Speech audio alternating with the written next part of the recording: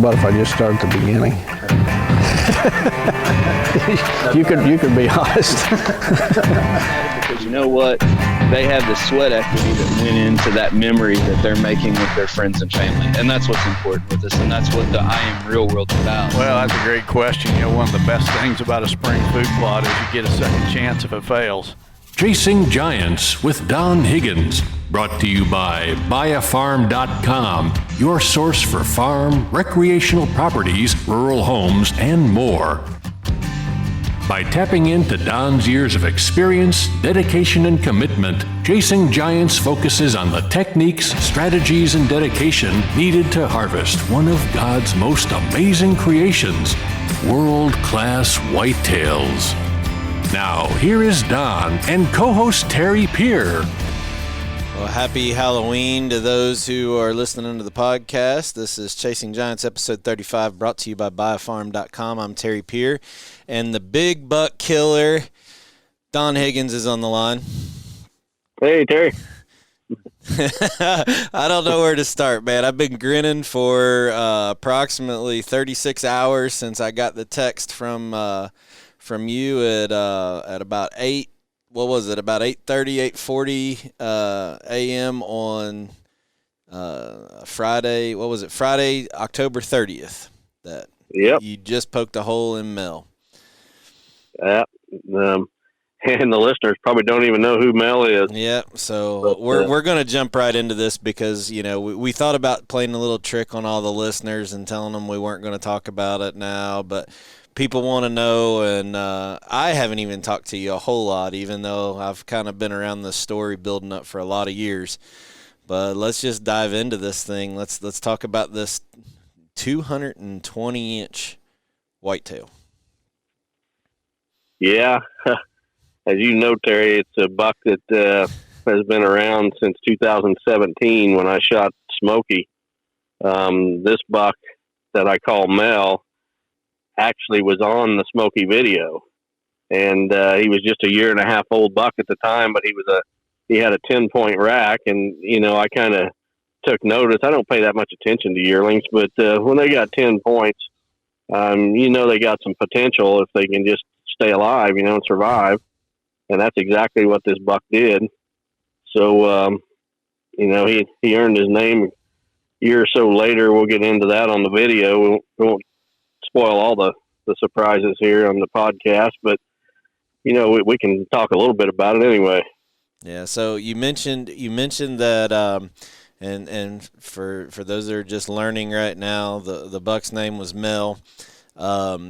You know, Kyle Harmon, our friend from Team Radical, actually was in the blind with you both nights you went after Smokey.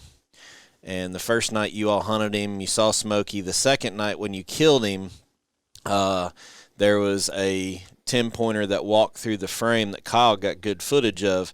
And if you go out to the Team Radical YouTube channel, or you can just search for Team Radical Smokey, it'll come up. It was published on December 15th, 2017.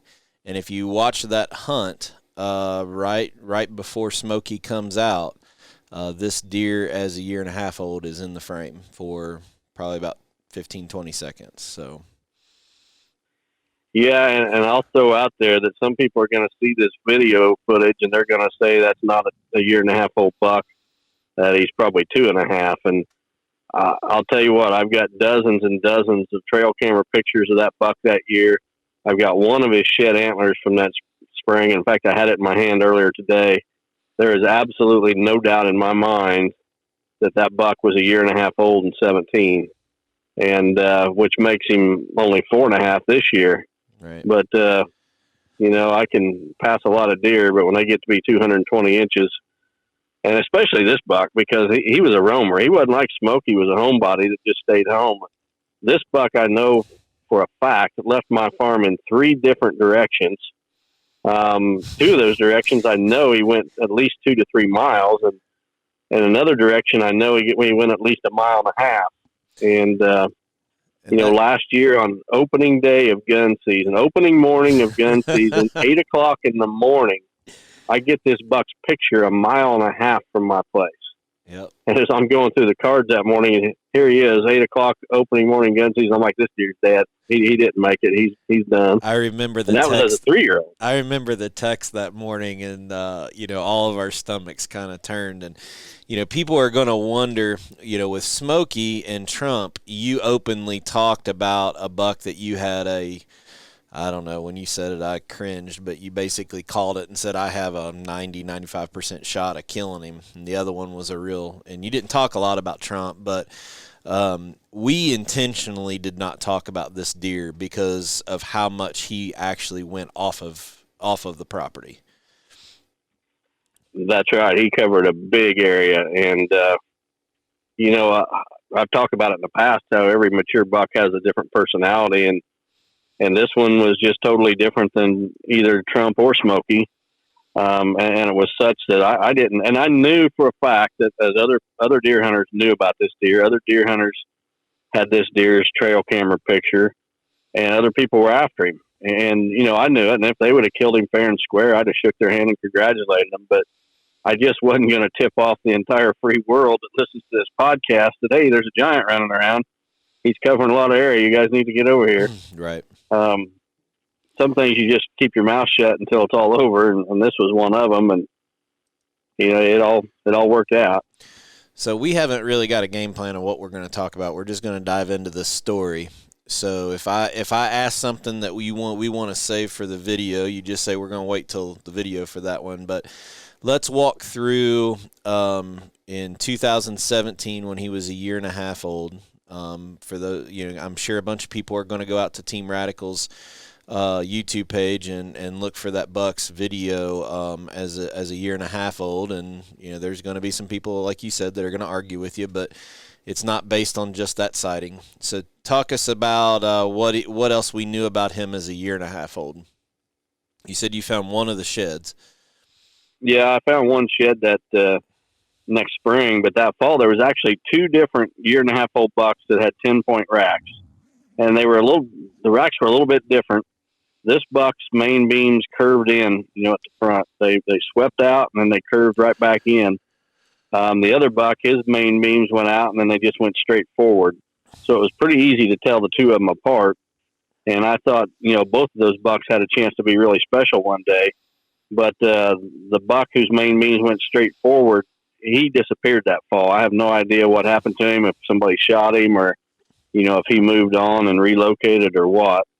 But, once the deer survived, I really just don't pay a lot of attention to yearlings because it's so long before they're going to be shooters that so much can happen. The odds are against it. So I didn't pay a whole lot of attention to him. It was the next summer when he grew his second rack and he was in velvet. I've got certain situations where the bucks don't summer on my place. So they all leave in the summertime, but they don't all go in the same direction. They'll go 4 different directions and spend their summer in bachelor groups. And the same bucks go the same direction, every spring for that summer, and then they return in the fall. Well, the next summer when the bucks were in velvet, I got this picture in one particular bachelor group of this really nice 6x6 buck.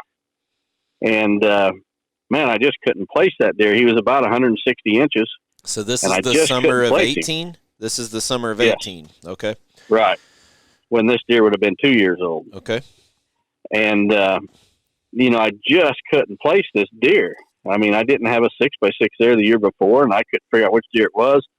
And so I went back and I studied the previous year's trail camera photos from that bachelor group to see which buck this was. And lo and behold, it's like, I'm talking, it took me 2 or 3 weeks of studying dozens and dozens of photos. Then all of a sudden it dawned on me, it's like, that's the yearling. That's the 10-point yearling. He's now a 12.2-year-old. The sweep of the main beams, his brow tines gave him away. And it's the best wild 2-year-old I've ever seen by far. And, man, when I seen that, I got fired up because I'm thinking, if he's that good at 2, how good can he be, later? Right. So I actually saw that deer at a distance as a 2-year-old in 18 when I was hunting down on the south side one day. He wasn't close to me, but I actually saw him. Had a encounter, could tell it was him from with the binoculars. Did you have any encounters with him the hunting season of 18? Did you see him or get any footage of him then? Yeah, I got several different video clips of him as a 2-year-old, and found one antler that year or that following spring as well. So I've got the one shed antler as a yearling, and one shed antler as a 2-year-old.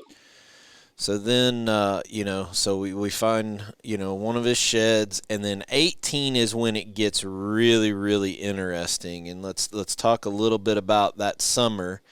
And was the bachelor group that he was hanging out with that same bachelor group in the same spot? It was. You're talking the summer of 19 when he grew his third rack. Yes, sir. Sorry. Yeah, the summer of 19. Yeah, so the summer of 19 when he was growing his third rack, I'm expecting a giant typical, and start getting pictures from that bachelor group, and there was no mistaking him when I seen him, but he had gone totally non-typical. Both G2s were forked, both G3s were forked, and he had some extra stuff on top of that, and he just exploded over 200 inches as a 3-year-old. And you was sitting in the blind with me that fall, Terry, the fall of 19, very first hunt of the year. The first 2 days of the season were like in the 90s, and I didn't even hunt. Yep. But October 3rd was the first, and you came up. I drove up and that to was film. the first time we hunted. Yep. So I'm going to back up, though, real quick, because there's another connection with all of this. One of the bucks that Mel was hanging out with in this bachelor group was called the Fork Time buck, right? Yep. So the Fork Time buck in 18 was on kind of your wavering, am I going to shoot him or not? And you decided not to shoot him, and then late in the year he ended up breaking one of his split G2s off, right? Am I remembering that right? Well, and he hurt his foot as well. Yeah. So was that 18 or that 19? That was 18. Yeah, it was the fall of 18. Yeah. So then that summer of 19, you have this unbelievable 3-year-old, and then you have the Fork Time buck, which he would have been how old then? 7? He was 6.5. 6.5. So, and he had a broken foot the year before, so it was no doubt which one he was, and he went from having double fork G2s to having that flyer. So all of you who watch Don's social media, you know that buck was killed. Don killed that buck on, what was it, back-to-back days? That was the first one it was shot. November 3rd of 19 last year. So this buck that you shot yesterday was actually in that same bachelor group that went the same direction every summer as the buck that you killed last year, which is right. pretty neat story. So, those first 2 days of October in 19, you and I had talked about it. You were going after the Fork Time buck as one of the shooters, and I said I would come up and video. And the first 2 days were too hot, and you said just stay home. And then we saw a big temperature drop, and I ran up there. I think I stayed for, 2-3 days maybe? Something like that, yeah. And lo and behold, why don't you walk us through? And trust me, we have this on video. But this was the first time you had seen him out of velvet. Is that correct? On October 3rd? Right. You'd had pictures of him, but go ahead. Yeah, that summer before season, one evening I was sitting over a bean field, and I got some pretty good footage of Mel and the Fork Time buck, the buck I shot in 19, right, together with some other bucks in the bean field in velvet. So that footage will be shared as part of the hunt for this buck, right, on the video. But when season rolled around, I knew this buck was over 200 inches, right, and I had a decision to make: was I going to shoot him or not? And I decided not to, because I knew for a fact he was only 3 years old. And let's walk through that a little bit, because I even challenged you on that. I mean, I came back pushing you pretty hard because I knew the buck. I'd known the history of him since 2017, and I was one of the ones at first that said there's no way that deer's 2.5 in the first year. And then, after you were showing me all the evidence that went with it, I'm like, wow.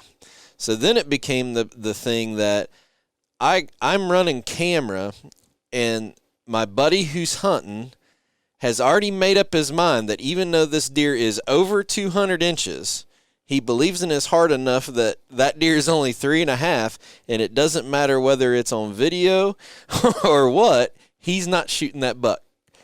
And sure enough, the first hunt, the first deer we see, he comes out and puts on a show for us. Yeah. And, but I'd already made up my mind, and it was really a pretty easy decision because I knew that if I shot that deer and put him on the wall, I would spend the rest of my life looking at that deer and thinking, what would he have done with one more year? He was only 3.5. What would he have been at 4.5?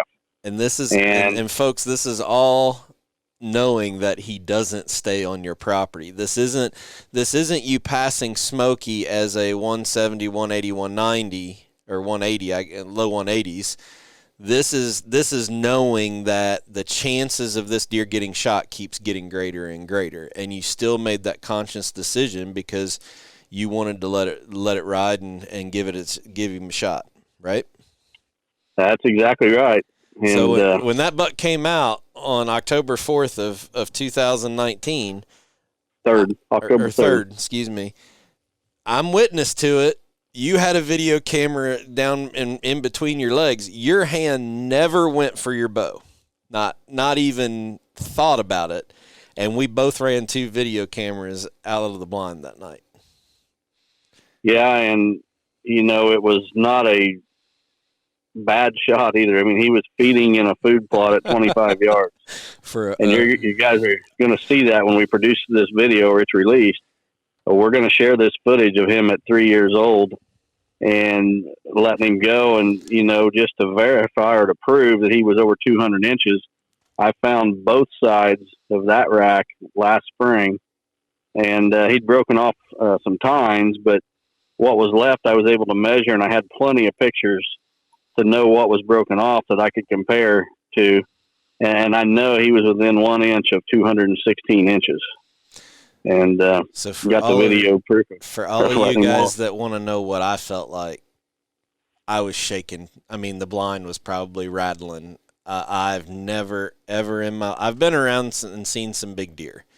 I saw Smokey for quite a few times, but to have a 216-inch deer within 30 yards of you for that amount of time, feeding with his head down, and there is absolutely no doubt, question, or whatsoever that you're gonna shoot that deer.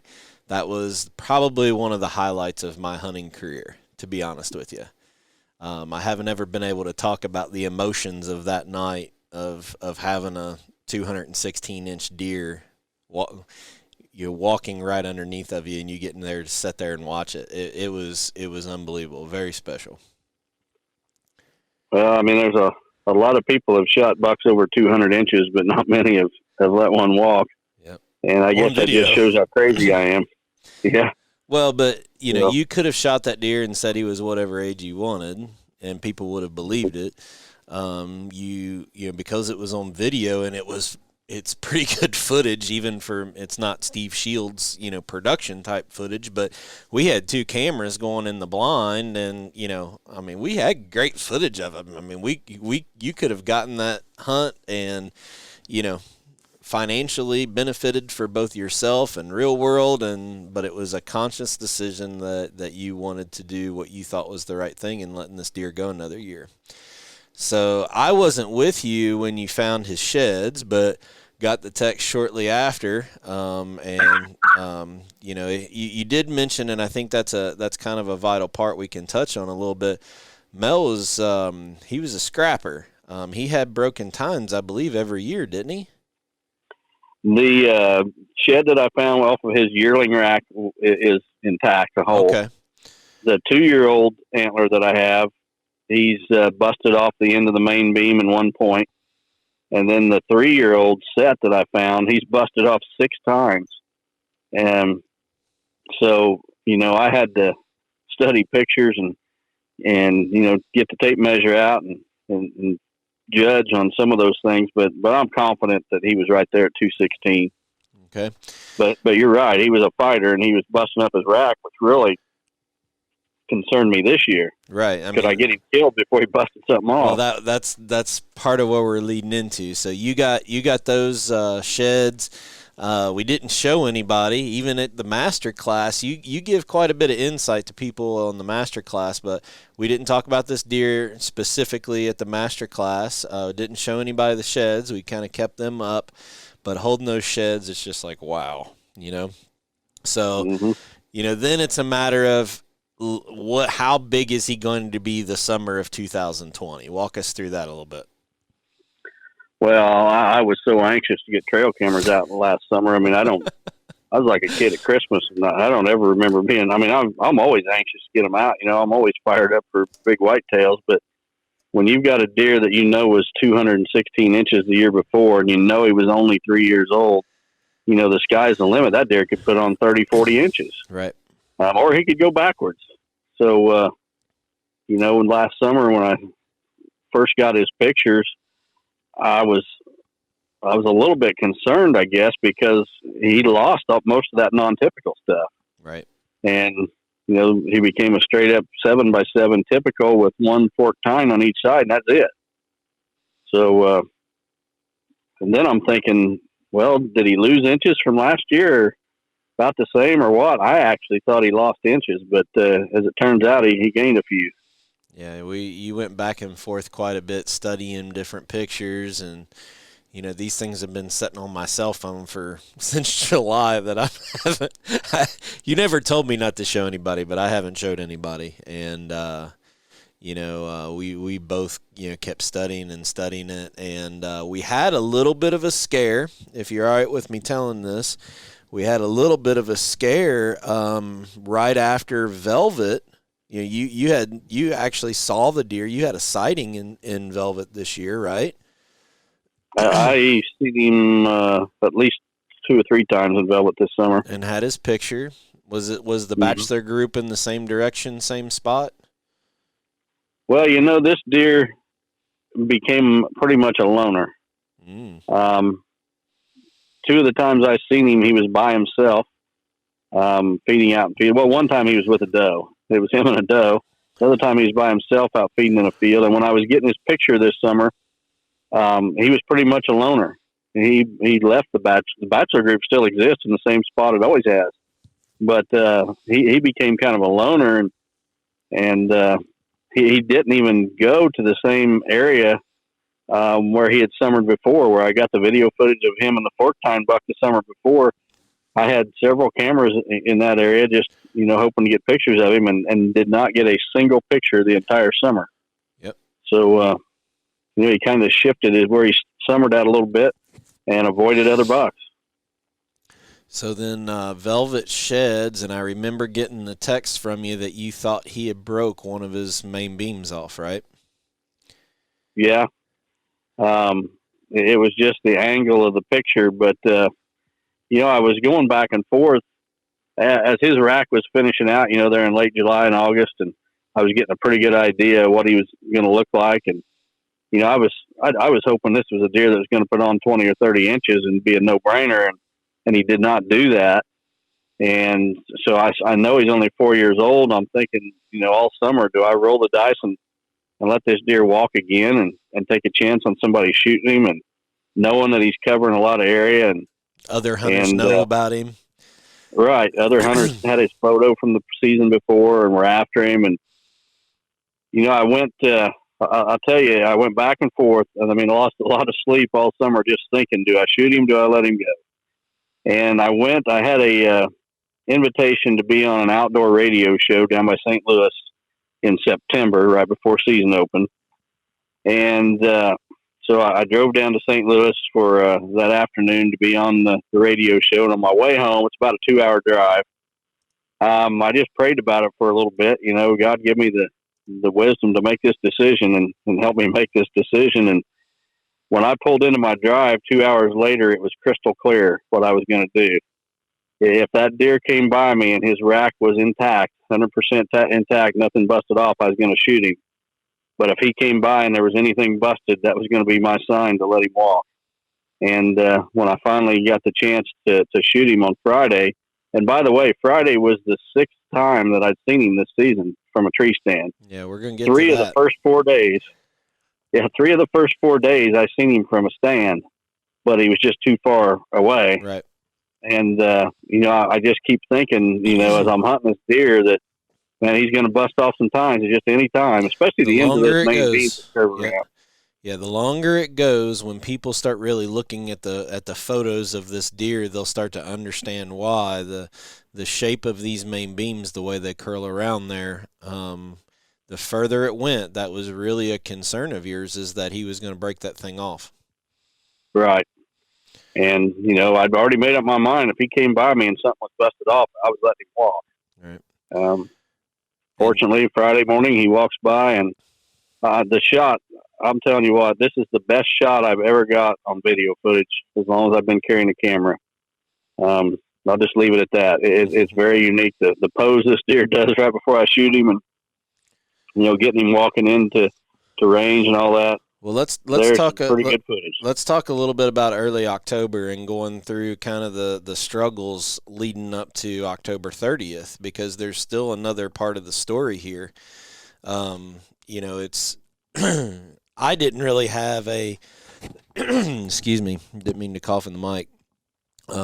I didn't really have a reason to come up early September for myself personally, but Mel had been showing his face quite a bit, and you gotten pictures of him, and you had put a plan together for that first little bit of October to hunt him in the evenings, and we thought you had a really good shot of killing him, so I went ahead and came up. Steve was videoing for you, but I hunted over on one of my other properties one night, and then I hunted a little bit closer, and we did a podcast.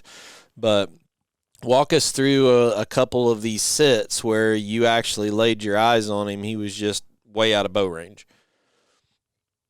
Well, yeah, he was active there in early October, getting out of his bed before dark.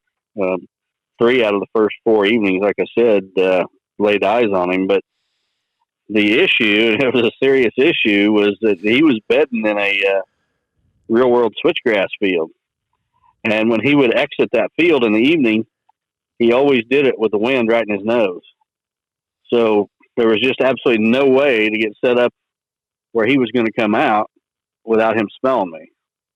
So this is where discipline starts coming in a little bit. That's exactly where I was going. Yeah, I could have forced the issue, and I could have tried, some of these gimmicks and gadgets for controlling the scent and slipped in there and did this or that. But I was pretty confident that buck wasn't going anywhere because I wouldn't put pressure on him. And I was pretty confident that as the rut got closer, he was going to be moving more, and there's going to be times where he was going to give up the wind just a little bit. And, I was getting his picture. Right, and I remember Steve telling me one of those hunts, you guys were in a 360 blind, and he came out, and he was so far away from you, you actually made the decision to get out of the blind and get out because you knew he wasn't going to cover that much ground, and you didn't want to be trying to get out of the blind when there was deer close to you. So you actually ended the hunt early and got out. That's how sensitive you were to putting pressure on this deer, because you were afraid he would gradually feed close and then you couldn't get out of the blind. Or not only him, but another deer. And then we were close enough that if another deer would have started blowing at us, he was definitely going to hear it. Right. And discipline, when things aren't working out, it's not doing you any good to sit there. What's on the line is you were assuming, I think you had told me once that you thought he was around 210 is what you thought he was, somewhere in that neighborhood. But what's at risk is you got a 210-inch deer that you had passed when he was 216 the year before. And we got to kill him before either he roams off the property or he breaks his tines up. And you still laid back and didn't push the situation. So we get into middle of October. What was going on middle of October? Well, as you know, Terry, I never hunt October mornings. Maybe the last couple of mornings of October, but during the early season and mid-October, I just don't hunt mornings. But Steve Shields come up. He went home after the first few days of the season, had some work to do, and then he came back in mid-October. And I made the decision to to hunt a couple of mornings just out of stands that I knew were pretty much bulletproof as far as getting busted. And you've talked about that in the podcast before. If you do hunt mornings, it has to be the perfect scenario in order to do it. And you, out of all of your stands, you really only have one or two, maybe. Yeah, and I don't even like to do it then because the bucks just aren't moving like they will be in a couple more weeks. Right. But we did chance 2 different hunts on mornings, and we seen Mel on both of those hunts. And not close enough for a shot. He was in some thick brush both times. Got some pretty good video footage of him one morning. He was making a scrape under a big oak tree and about 80 yards away. And I got that on film, which will be part of the video we share, but no shots. So that took care of mid-October. And then, we get into late October, these last few days, and the weather report for the first week of November is hot. It's going to turn warm again. Temperatures in the 60s during the day.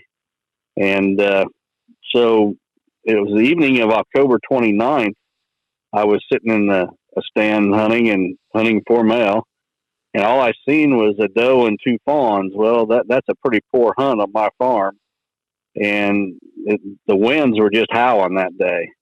And the deer just did not move that evening. Well, one thing I've learned is that you almost never have 2 bad hunts in a row on my place.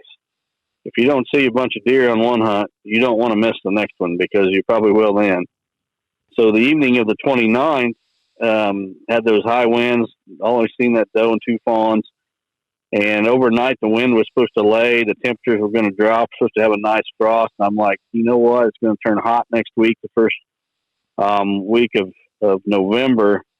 I need to start hunting mornings tomorrow. And boy, I tell you what, I made a great decision there because I think I seen 7 different bucks that morning.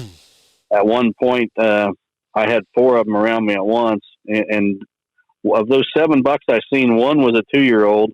The rest of them were 3.5 and older, and the bucks were just on their feet like crazy. Seen a bunch of does. Got video footage of bucks rubbing, scraping, chasing each other, chasing does. There for about the first hour of daylight, there was just steady movement around my stand. And then eventually, Mel comes into range and get an arrow in him. So let's, do you mind talking a little bit about the curveball that hit you the week before? Do you want to go into that? Yeah, we probably should. So there was a little bit of a curveball. I know we keep bouncing back a little bit, but this is all kind of still part of the story. So there was a little bit of a curveball that your family got. I don't even know what the date of that was. I guess it was the weekend before, right? Oh, week let's before. See. Yeah, it was sometime the week before. My wife started feeling a little bit ill. Not bad. And then my daughter did. And then on the Sunday before, I didn't feel good. And my daughter and wife went and had COVID tests, and they both tested positive for it, so I knew I had it too. And I had the one bad day on Sunday, but after that, it kind of comes and goes. I'll feel fine for a while, then more than anything, I'm just a little bit weak and no energy. The morning that I ended up shooting Mel, I was hunting out of a stand. I climbed halfway up the stand, and I had to stop and catch my breath because I just don't have the lungs that I normally would. And I'm probably, here's a really interesting part of this story. I'm probably the only guy in the history of the world who shot a 200-inch buck, knew the buck dropped a short distance away, and instead of going over and looking at the deer, I went back to the house and I went to bed and I took a 2-hour nap.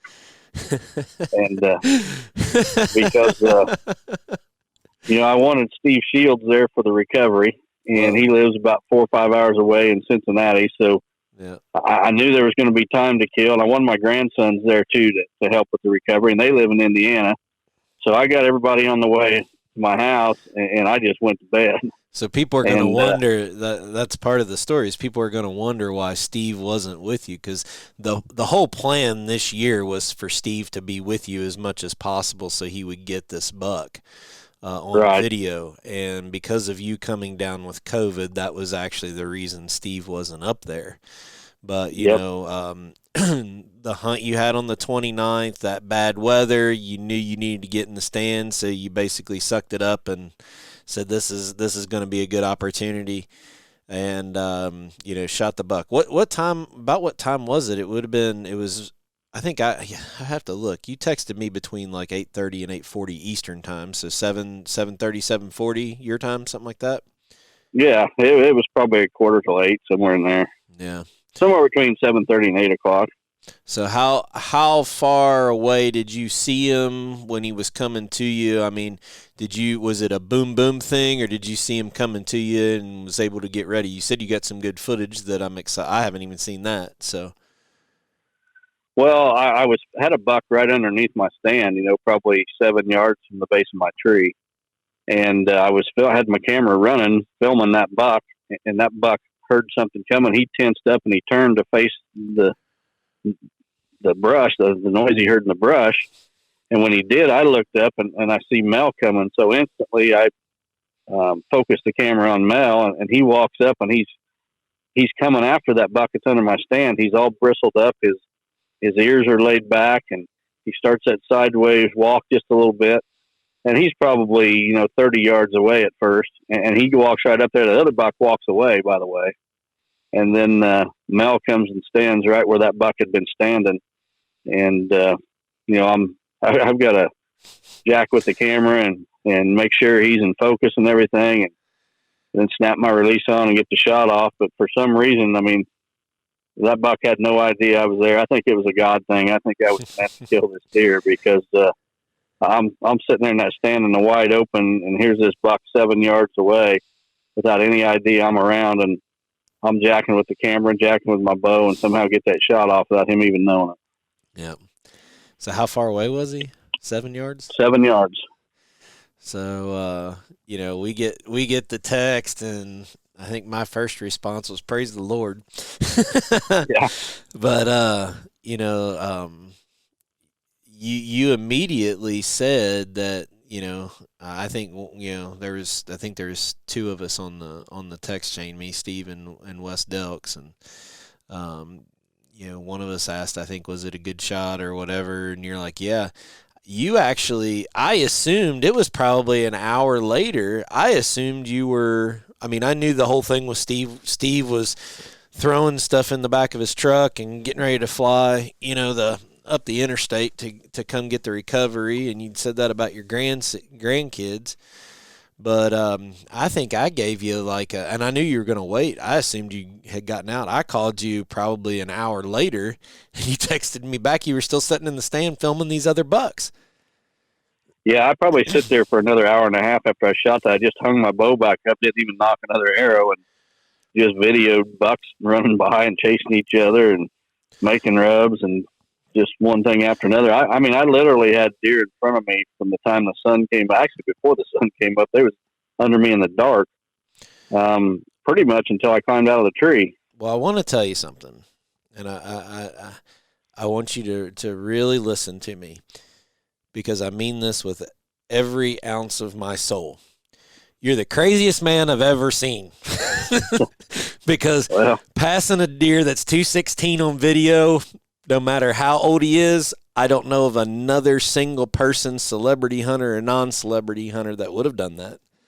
But then you do stick an arrow in him, and you know it's a good shot, you know where he crashes at, and you sit in the stand for another hour and a half, filming other bucks, and then go take a nap instead of sneaking down there and looking at him. I don't know anybody that wouldn't go down and try to put their hands on a 220-inch deer immediately. You're crazy. Well, I won't even argue that point. My wife tells me that all the time. So, but I can say this, you know, when I was younger, I would read things or hear older hunters say, you know, that the kill is not the important part. The kill is anticlimactic, and I guess I understood it. But I mean, the older I get, I really get it. For me, the thrill is the hunt, the chase. And once I shot that deer, I was almost sad that that deer's never going to be on my trail camera again. He's not out there for me to wonder how big his rack's going to be next summer. When I go sit in a stand, I don't have to wonder if I'm going to see Mel because he's dead. And the hunt has really became my focus and my whole purpose. And shooting these big deer is, I know it's weird to say, but it's almost heartbreaking because the story's over when you shoot them. Yeah, but you're building. And I know that 99% of the people listening to this are going to think I'm nuts. They're not going to understand whatsoever. But at 57 years old, I've shot more than my share of big deer, and the hunt is really where it's at for me anymore. Yeah. And that holds true because, you go back and, I wanted to double check which video Mel was in as a yearling, and I'm sitting here looking at my computer screen right now, and it's muted, and Smokey played the video. Smokey played through it, and I'll never forget you calling your dad from the blind, when you shot your last 200-inch buck, and you wanted your dad to be there because he hadn't been with you. And I remember you can hear your dad on the phone saying that they were at the weenie roast. I remember hearing that, and you waited for him to get, and the fact that you wanted your grandkids there for this is going to be an awesome part of the story. It's going to be awesome footage that not only are we going to see an absolute world-class whitetail, but you getting to share that with the two boys is going to be really special when this video comes out. So it's you're right, it's the end of a story, but at the same time I also know that there's other stories building, but I don't know that we have another 1.5 year old that's like this one that we're chasing that we know of right now, do we? No, but I do know where there's some young bucks that have a lot of potential. Now, the odds of them surviving is not good, but hopefully, 1 or 2 of the ones I know about will survive. And they're not on my farm either, most of them. There's one that is, but he travels too, and, a lot could happen between now. He's only a 2-year-old. A lot could happen to him, before he matures.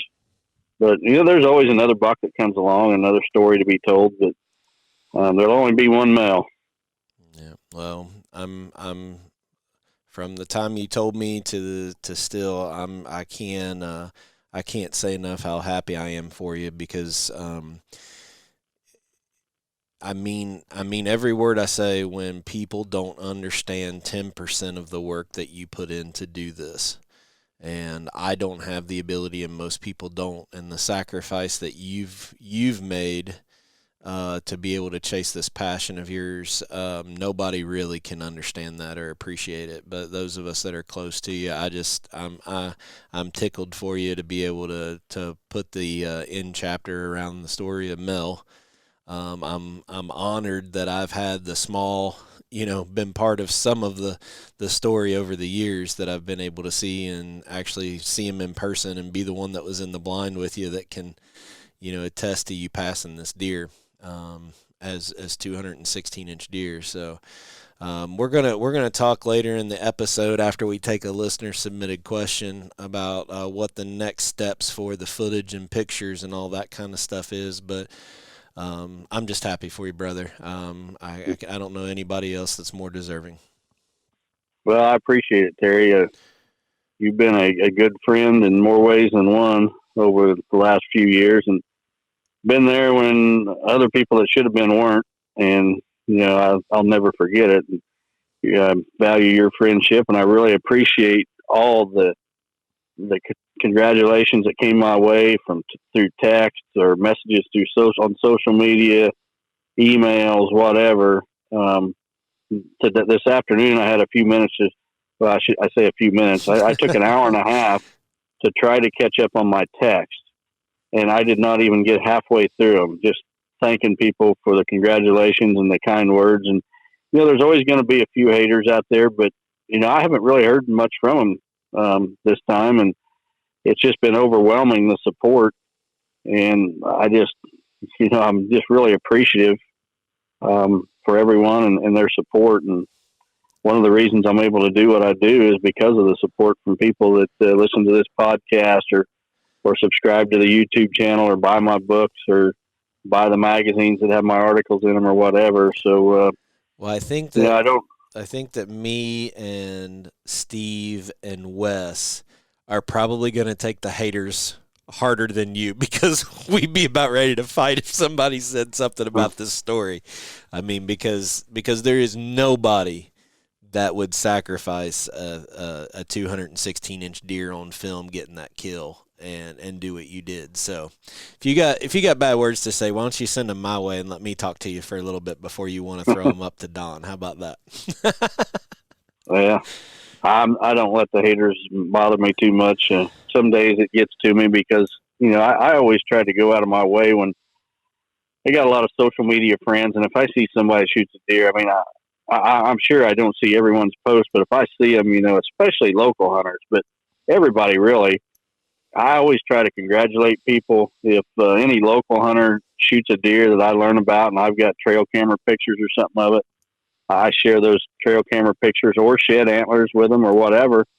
And I just try to lead by example. And so there are still haters out there, but, you know, that's their problem, not mine. All I can do is lead by example and just show people one person at a time that I'm not what some people make me out to be.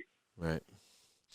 Well, we're going to circle back at the end of the episode to tell you what the next steps are going to be for seeing the footage of Mel and more pictures. But if it's all right with you, Don, we're about 45 minutes into this episode, which rightfully so should have been spent on the story of Mel. But let's jump over to the BuyAFarm.com property of the week. BuyAFarm.com is your source for farm, recreational properties, rural homes, and more. Now, here is Don Higgins with this week's featured property. All right, this week's featured property is 47 acres in Iuka, Illinois, which is Marion County. It's a very isolated property on a seldom used road. We actually featured this property here, I don't know, 2 or 3 podcasts ago, but apparently the owner is motivated to sell, and I was asked to feature this one again, so we are. But there's a solar-powered cabin and a small pond on this place, established hunting blinds, marketable timber. It's gently rolling terrain with some great places to build a lake or a pond. There's an in-ground water tank, good whitetail and turkey hunting. The cabin is on the property is 12 by 24. There's also a 12 by 24 storage shed.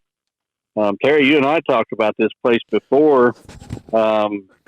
If someone wanted to be off the grid, you remember that one? Yeah, I think this was we featured this one the night that we had the live audience, I believe. Yeah, I think we did. Yep. Yeah, But, if somebody wanted to be off the featured grid. again. When you go to BuyAFarm.com or the Facebook page, there's some really good pictures of this property. They did a good job documenting this property.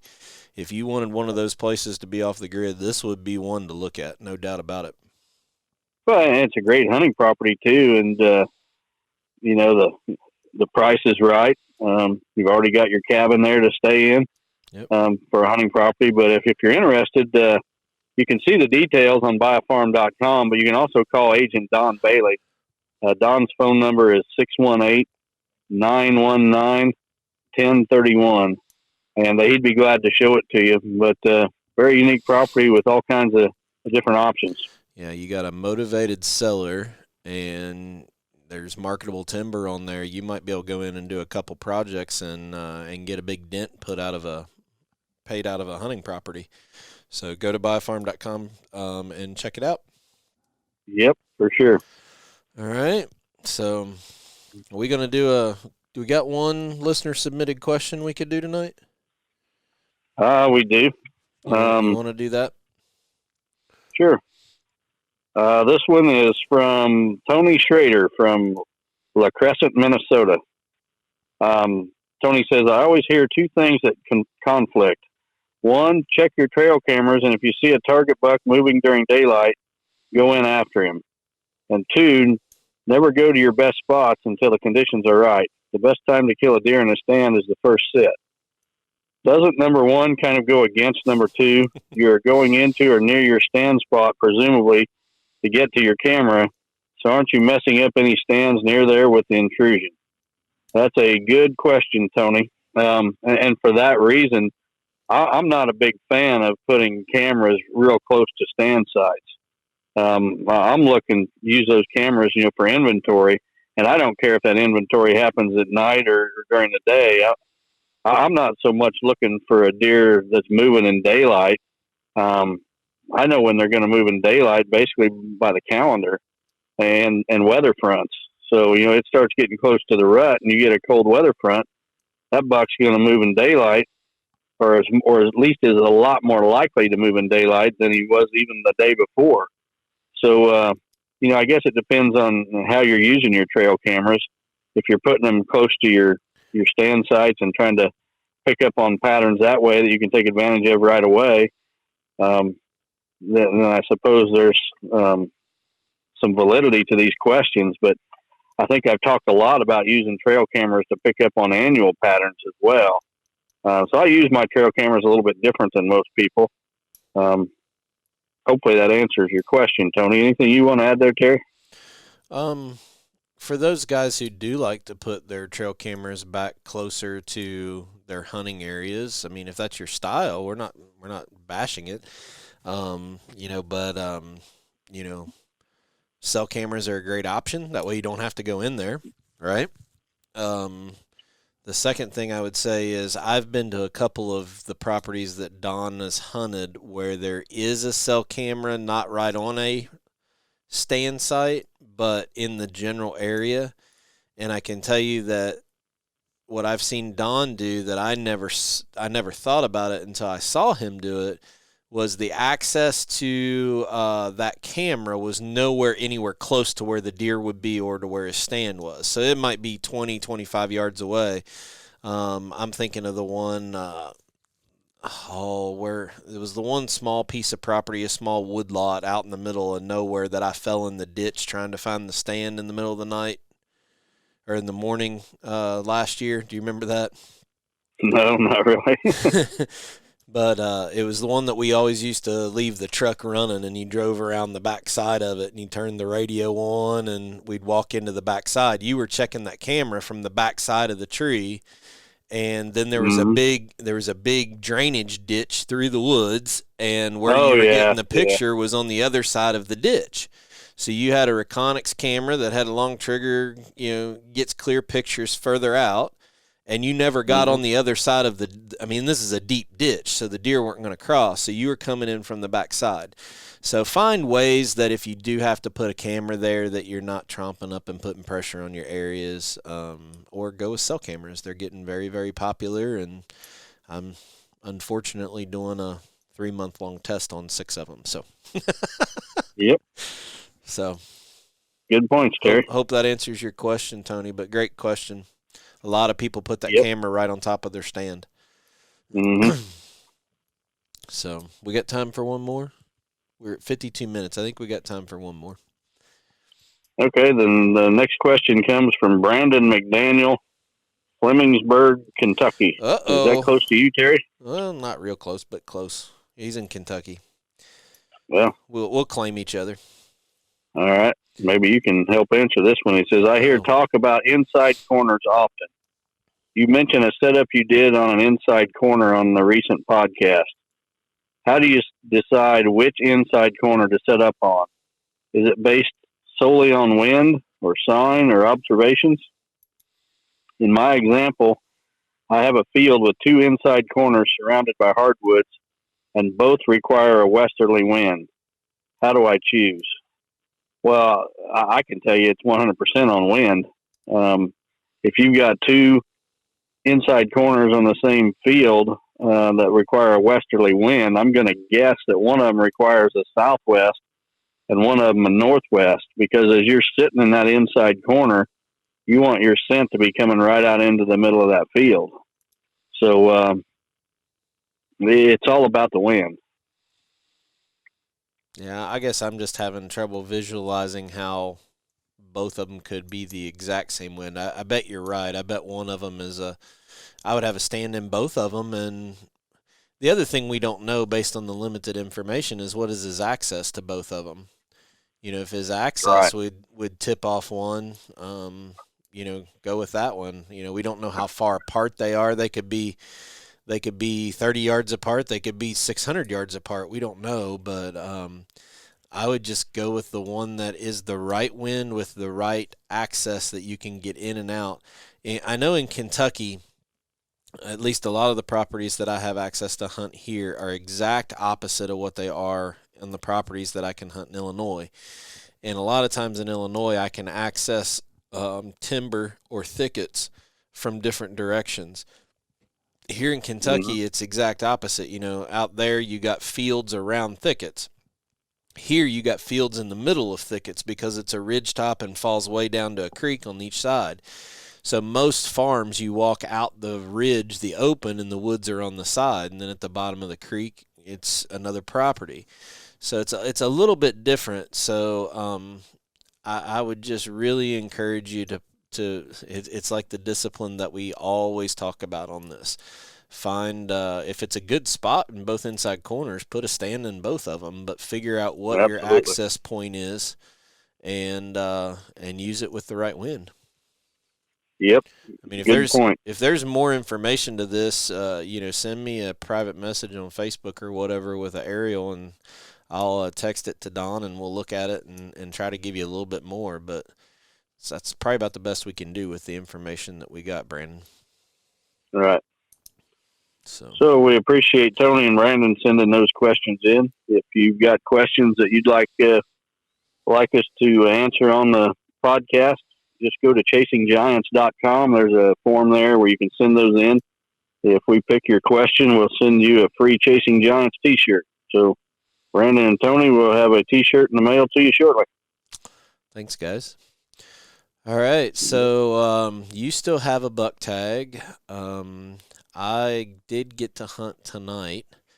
I went straight to the farm from the softball field, and we ended up drawing like a 1:30 afternoon game tomorrow. So I'm going to leave and head to Illinois, even though the weather's going to warm up the next few days. I'm going to head to Illinois tomorrow afternoon. I don't know that I'm going to see you since you kind of still are sick. I don't know that I want it. I've been fighting a head cold all week, but I don't know if I'm going to come up to your place or not. I haven't figured that out yet or not. But what do you think you're going to do here over the next couple of days? Well, tomorrow I know what I'm going to do. The wind is supposed to be just ferocious again tomorrow, and I'm going to sleep in and try to recover a little bit. It's been a pretty hectic last couple of days, with shooting that deer, and today, taking him to be processed and taking the head to the taxidermist and all that. Did some filming with Steve again today. So I'm going to take it easy tomorrow, and I'm not going to sit out there in this high wind, but I'm hoping by Monday I feel good enough to get back after it. I still have I have at least 3 different bucks that I would shoot with my second tag. I don't have another 200 incher, so I don't want anybody to be expecting me to pull another one of those out of my hat or something. But you got a couple whoppers though. Yeah, the 3 that I've got to chase, I think are all over 170. Yeah. So if I get a crack at one of them, fine. If not, I've had a great season. I'll just sit out there and video what I do see. Right. So outside of that, why don't you just give us a little bit of preview for? I mean, we've gone through quite a bit of the story of Mel, but I want to assure everybody there's quite a bit more to the story that we're leaving as a little bit of a cliffhanger. What are the next plans that you have for the story of Mel? Well, Steve headed home this afternoon, and he's going to start producing this video. There's a lot of material over the last 4 years that he's going to have to sort through and put together here. But he's a top-notch video producer. He's produced some of the leading TV shows that you've all seen. There's a reason that we partnered up with Steve. This will be a top-notch video when it's done. I'm hoping within 2 weeks it's done, and it'll be posted to the Chasing Giants at Higgins Outdoors YouTube channel. Something I might throw out there is that we are having a giveaway.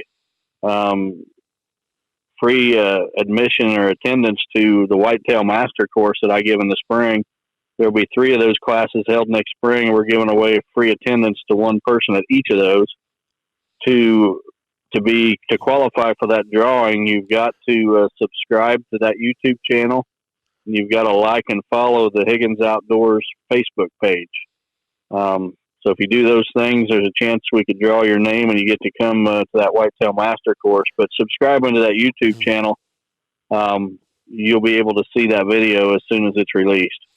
So you're going to see a spot on that at that master class. You're going to see where Smokey was killed, where Don and I saw Mel as a 216-inch deer and didn't shoot him, and you're going to come really close to where he was shot. I don't know that we'll go all the way to that spot and stand, but you're going to be very, very close to where he was shot by being at that master class. So speaking of the YouTube page, you had a recent video that came out that got a lot of attention called Rut Myths. So I think that's pertinent to this time of the year. Why don't you tell everybody just a little bit about that if they haven't seen it yet? Yeah, I released the video Rut Myths, which Steve did a fantastic job producing. And in it, I detailed 4 things about the rut that I think are misunderstandings. And one of those was that new bucks, the idea that new bucks are going to show up during the rut that were never there before. The idea about October breeding, the second rut and moon phases, affecting the rut. There was a few comments, that people took exception to some of the things I was saying. And I think, it's probably worth mentioning that I think some of that was due to regional differences. I'm talking about my experience in the Midwest, right? Where there was people like, I know one guy was from Texas, maybe a couple people from Texas commented, and some folks from southern states saying that it was different there.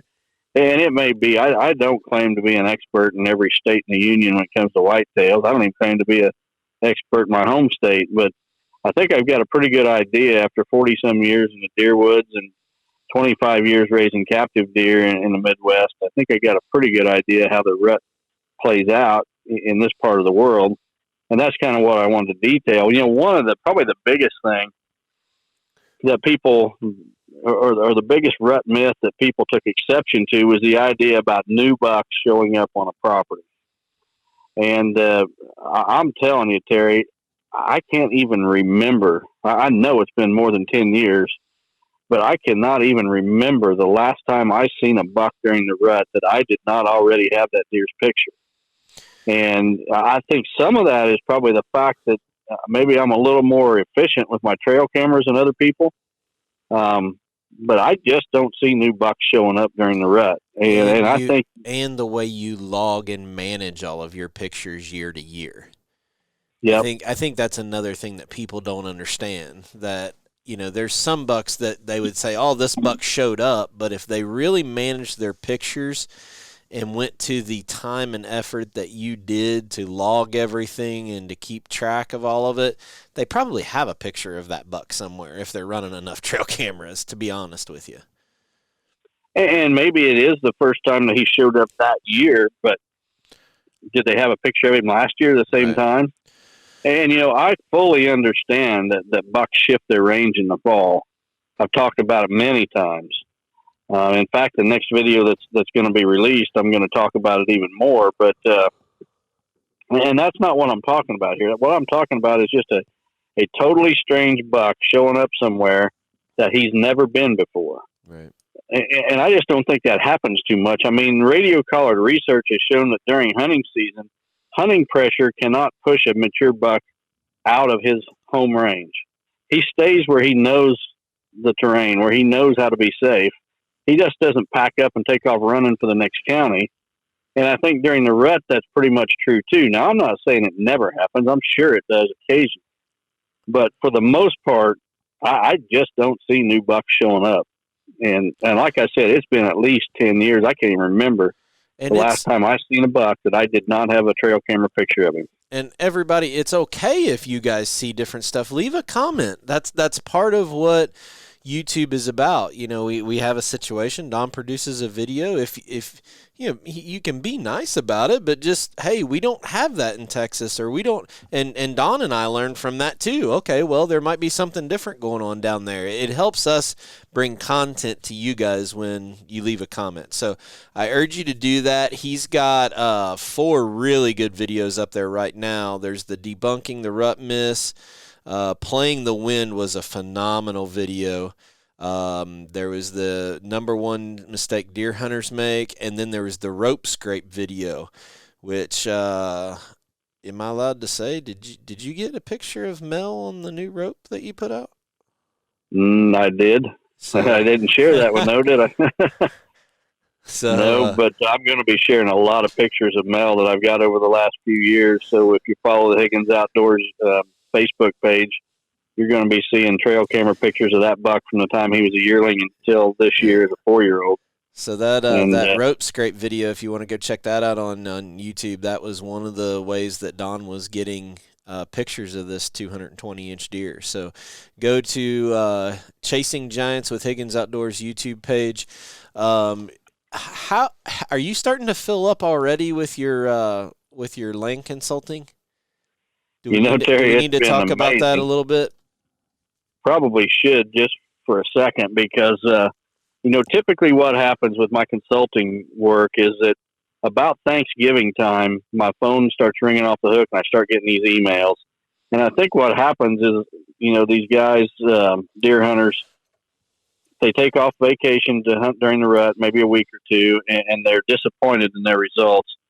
Or they sit in their stand and they think, man, I need to do something different here. I need to get somebody else in here and get somebody else's opinion. And that's when my phone starts ringing off the hook. But this year, it's already started. I've already got a full page list of consulting jobs to do this winter. And what I really want to throw out there is that I've got a trip to the East Coast planned. Now, there's some of these states here in the Midwest where I'll make multiple trips to Ohio and multiple trips to like Iowa and Wisconsin, Michigan, Indiana, things like that. But when I go clear to the East Coast, it's one time in the winter, and I want to see everybody I can on that one trip. So if you're on the East Coast and have any interest at all in, consulting this winter, please don't wait till the last minute, because once I go and come home, it's over. I'm not going back. Right. It's just too far away. But I know I've got to go because I've already got a couple jobs out that way in New Jersey, and I forget where the other one's at, Connecticut or something. But well, so just throw that out there. It helps you be more efficient with your time. You can actually, get with more people the earlier people communicate with you. So if you want to learn more about Don's consulting programs, go to HigginsOutdoors.com.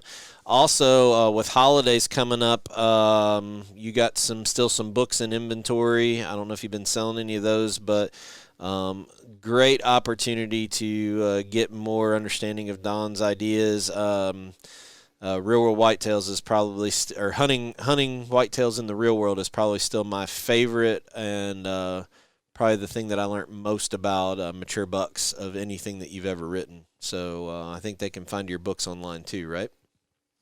Yeah, they're available on the website, HigginsOutdoors.com. One thing I'll throw out there, that book that you're plugging, Terry, my first one, I do not have too many more cases of that book left. I'm thinking maybe 4 or 5 cases of those, and they're going to be gone forever. Still got plenty of the Whitetail Icons books, but, I sell more of them in November up to about a week before Christmas. A lot of those get given as Christmas gifts, so if you got a deer hunter on your list or you need to leave somebody a hint on what to buy you, those books on hunting trophy whitetails on my website, Higgins Outdoors, may be an idea for you. So thanks everybody for tuning in. What an awesome story. I know we took a lot of time, but this is a special story that I'm really happy for Don. So make sure everything's Center Hub. that you're going to find out more about the story of Mel is going to be on Chasing Giants with Higgins Outdoors YouTube channel and on Higgins Outdoors Instagram and Facebook page. So make sure you go follow those and subscribe to it. Share them with your friends. Please leave messages. Let's really blow up Don's YouTube channel here. Let's really get this thing going. I want people to really know the history with Mel. Awesome story. So congratulations again, buddy. Thanks, Terry. I appreciate it. Appreciate everyone's support out there. So why don't you take us out with our sponsors tonight?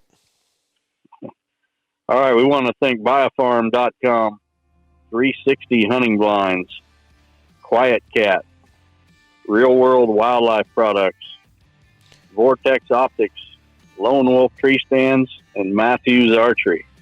And I don't know why we don't have any music playing, but wish everybody the best here. The rut's firing up. Be sure to check out the rut report on my social media. Stay safe, everyone. I was saving the music to tell you you're crazy one more time.